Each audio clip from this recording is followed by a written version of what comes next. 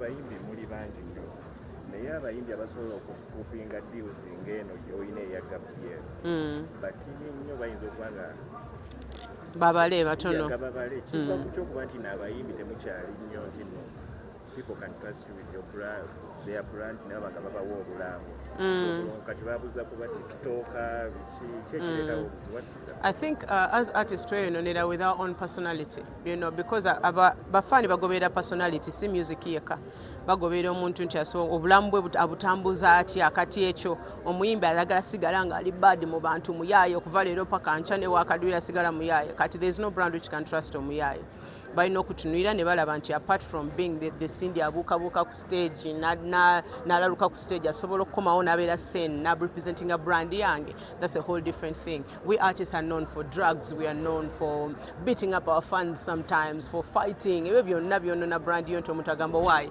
bamusange bagamba nti Gabriel baabo bali kulwana bali kukola batya, so that ruins us as artists. But mutuwa obudde, you know, ba artists betaaga kwetereza your person, like bw'olabika ng'omuntu labika bulungi, you know, represent for yourself properly. You don't have to look the same way you look on stage, even in meetings. Kivola nze tojja kunkwata ku stage nga nyambadde bwenti, but in meetings I try and look better and speak better and be sober n'ebintu bwebityo bye biyambako naye mmwe nammwe mugyebaliko.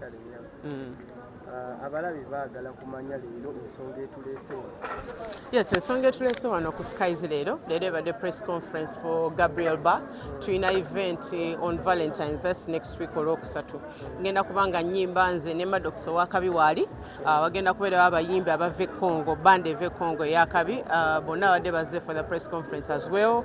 Aba Dolphin events bakikutte bagenda okukola ku eno event yonna bagi organizinze. Ali ne team y'aba Talent Africa mwebali Chaligonza Fashion ebaddeko mu ba fashion design aba event Gabriel Ba ne team ye yonna kansubire buli omu mwogeddeko. We are going to be part of an amazing event egenda kuba ya bei nga ya kabi nga ya class. Yes. Tukumanyi ng'omukyala ndowooza y'omu ku basinga wano mu ggwanga Uganda. Reputation n'okuyiwa. Kwolwo tusuubire ki ku Valentine? Kwolwo musuubire show eya love.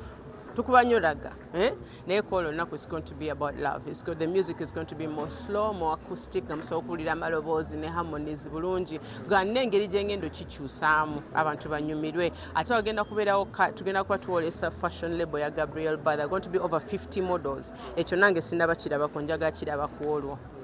Okay, to cross the line, wali ku National Theatre nga tukungubagira omugenzi Baby Dale. Novaawo nga towaddeeyo ku ssente oba olina gwe waziwa n'atazituusa. But they criticized on the burial day ne bagamba ataatuwa yali Cindy ate nga naye president wa association eya UMA. Ekintu kye neewala okukola in general kwe okugaba essente mu bantu. I don't give money to show off. Okitegeera teri mu Uganda wano alowooza nti ndi mwavu kuba emirimu gyange mugiraba. So nze siri type agenda okudda mu camera and I contribute towards something that all of you can see nedda. Ekyo kyekintu kyenkola in private. So usually when mba nga mpaddeyo tojja na kumanya nti yenze akoze eki yenze awaddeyo because it's not in my culture. But for me what was most important is to show up. That's why nava ku show ekiro nenga nti nokola ki kampiteyo mbeereko nabwe ebbanga tono nveewo. So I actually showed up. Okay, about the 8th March show mbadde muyina ngaba reunion ya Bruce tubadde tusaba emphasizing oba okuclearing bulungi why you withdrew. Yeah, so we've left the 8th of March for Ronald Mayinja to do his concert. There's no need to compete, and we decided, you know what, the time will be even better for us. Okay, even more time to give ourselves a good event. Kubanga the type of audience that we twagala ne venue je yafunye is the same type of people that we also want as Blue 3. So nesalawo tuchimulekera and we'll do our concert after HCO. Yes. Okay, talk about the reunion. How did you come about with that idea? The reunion is a very old conversation. Twatandika okugezaako kukola kino ekintu maybe about 10 years ago. Nga tuwuliziganya naye because twali tuleeta mu management nga kigaana engaba nange egaana nga tuteesa percentages tetukutula. So mweyo engeri mirundi ng'esatu ne kigaana, but last year twajja netulanga ffe natula ne Lilian ne Jackie. In fact zijjukira Jackie yankubye essimu ne tutuula ne twogera ne tumaliza differences zaffe ne tugamba you know what we're doing this for the music and for the funds ne tusalawo okukola tekyalimu manager tekyalimu kintu kyonna and that is how we've ended up in this situation kati we're finally going to do the reunion concert for Blue 3. Okay. Twali ku kivulo kya Africa America ne tubuuza omukulu wa Ikibenda oba about the 13 billion money ze mugenda okufuna oba kwoli n'agamba olina okubanga kwoli kubanga association ekolebwa yekola federation so n'agamba oli member so you're supposed to get that money oba oli omu ku abo bagenda okufuna sente. How true is that? Well, UMA has to be part of it because UMA is the oldest association mubano in the Kamuta wali abadde with the legends, the Kadongo Kamu artists had their own associations, but apart from that UMA is the other oldest association which has been here the last 7 to 8 working 8 years now. So there's no way that facilitation is going to come or money is going to come into the funds are going to come into the industry and UMA is not inclusive. So obviously it's inclusive. The only issue is that try to debating anti-Ziguawa. So our debate was the money for UMA should come to UMA. We don't have a father, we don't have anyone else who's supposed to receive money for us. But definitely if there's money coming in from the government or wherever, part of it has to come to UMA. So yeah, you get the chitufu nti UMA kweli. Okay, omwaka 2024 gutandikidde mu bizibu mubaddemu abayimbi abafudde mubaddemu ndowooza okwetooloola gubadde gwa ntiisa. What should we expect from band Cindy and Cindy Hassan? Well, no matter how things happen in life, life has to go on. You know, we've lost some artists in the beginning of the year, but life has to go on. There's been bad news, but there's also been a lot of good news as well. You know, we're still connecting as artists. Mulabenti last year, abayimbi abatayina webagwa, bafuna webagwa. Most of them went to the federation, and that's a good thing till now. Artists have somewhere where they fall. That is good news. We also received good news that there are funds that are coming into the industry. That is also good news. So I mean, all good things and bad things, but either way, nothing stops the industry. We keep on moving.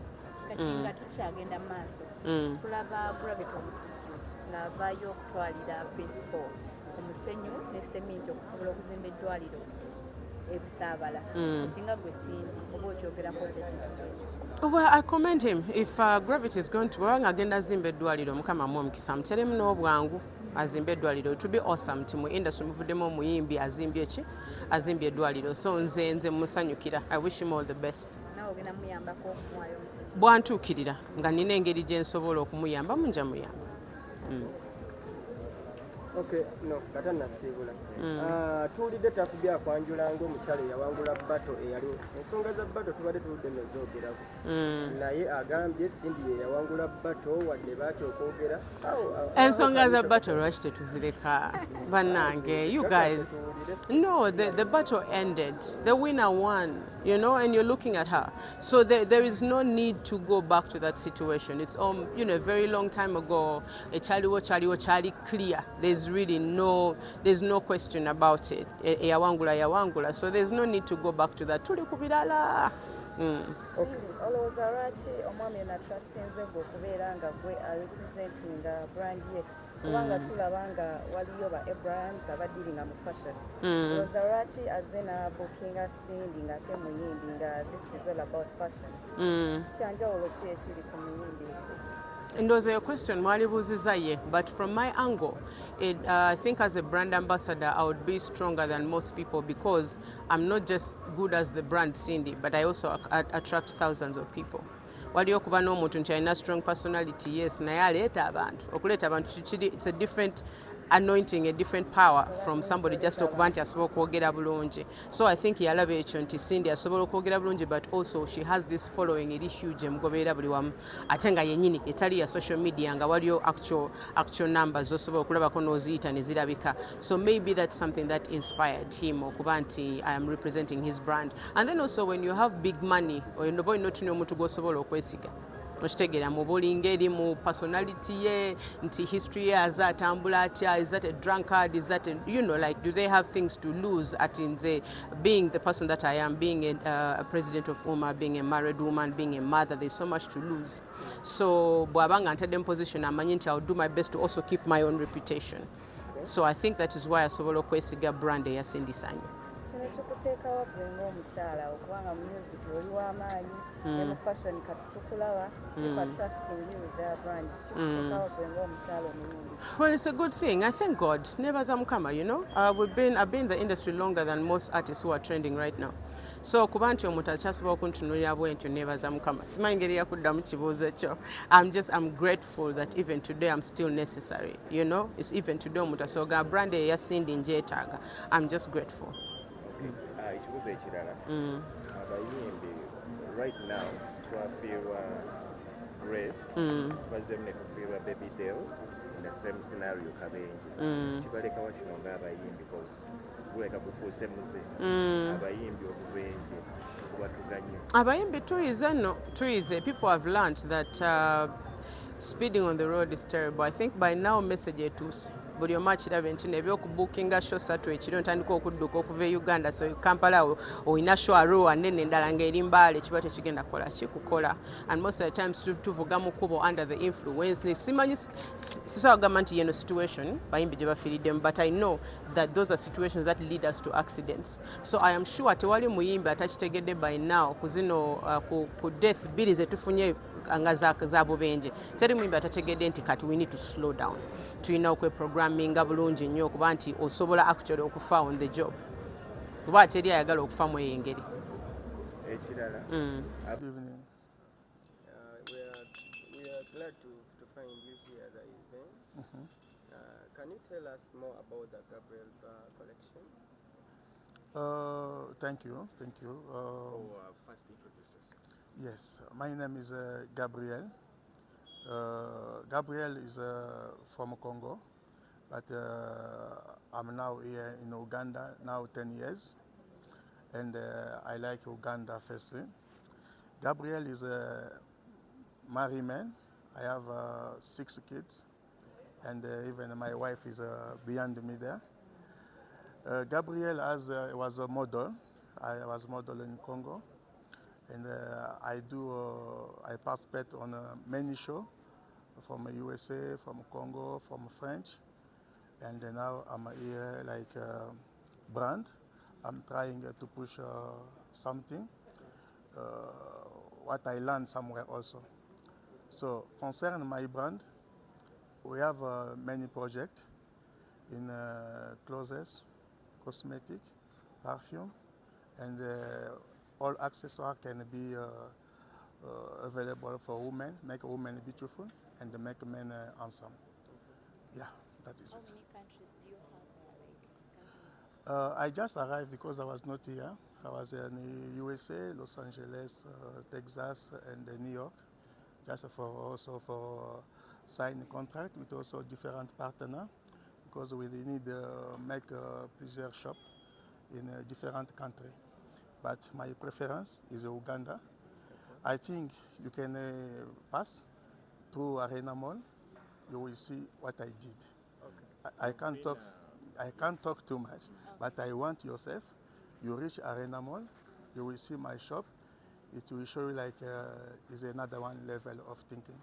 Okay. How do you get connections with Cindy? The first time I reached Uganda, I think in 2014, I go to one show in Otospa. I was staying around before shift.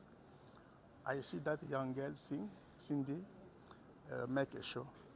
Even I bring her to Congo because for me it was another one level of singing. I see she's in reggae music. She like that kind of music, and for me, I appreciate. I like reggae music also myself. So Okay, we about started. the Valentine's event, Yeah. which position are you taking? Are you the organizer or you're the sponsor? I'm organized, and I have a partner who's Tough B, because I'm the one responsible who put all money for this show. Okay. The show cost us a lot of money, but for me it's a pleasure show what I have like brand. So it's my pleasure to do this thing, but the ID for the show is Tough B who proposed me that. Okay. What should people expect on that day, since you say you've invested a lot of money? You know, in fashion, what we want is to be elegant. today, if we are talking for fashion or ready-to-wear clothes, everything is in the road. Anyone can do something, anyone can try something. Can you imagine whatever we put every day is a Dolce Gabbana, is a Versace, is a Zara, is a H&M. We never talk for African people who have also design, who has also good label, who can also promote, and also African can also be ready to wear. So that is my first idea. I want also bring that. I want people say, I want to buy bag for Gabriel Bar. You will see the bag, you will see the shoes, you will see the t-shirt and everything. Otherwise, we have also wedding clothes for all women, beautiful women or good couple who want to be ready for marriage. They can come to us and we can also assist them for wedding thing. Okay, thank you so much. Thank you, madam.